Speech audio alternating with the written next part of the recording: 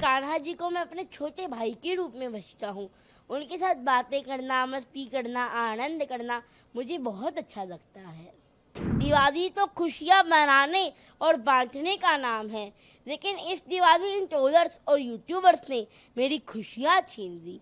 बाल व्यवस्था में तो गलती हो ही सकती है ना।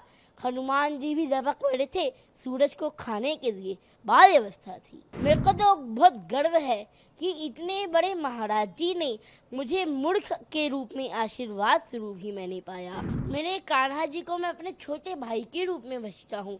उनके साथ बातें करना, मस्ती करना, आनंद करना मुझे बहुत अच्छा लगता है। पिछले दिवाली में बहुत खुश था क्योंकि राम जी ने मुझे अपने घर बुलाया था। मैंने अपनी आंखों से दीपोत्सव देखा था।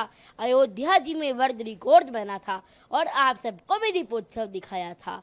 लेकिन दिवाली तो खुशियाँ मनाने और बांटने का नाम है, लेकिन इस दिवाली इन ट्रोलर्स और यूट्यूबर्स ने मेरी खुशियाँ छीन ली।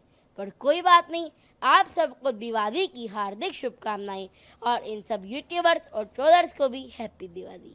वो वीडियो 2023 का है और वो कथा इंद्रेश महाराज जी के आवास पर हुई थी, जब मैं जगत गुरु रामभद्राचार्य महाराज जी के दर्शन करके राममय हो गया था।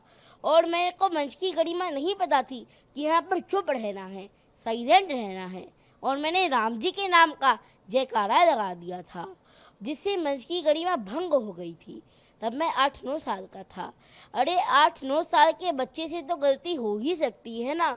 और तब जगत गुरु रामभद्राचार्य महाराज जी ने मुझे मंच से उतारने को कहा और मुझे डांटा भी, लेकिन ये किसी ने नहीं डाला कि जगत गुरु रामभद्राचार्य महाराज जी ने उसके बाद मुझे अपने रूम में भी बुलाया था। अरे बाल व्यवस्था में तो गलती हो ही सकती है ना।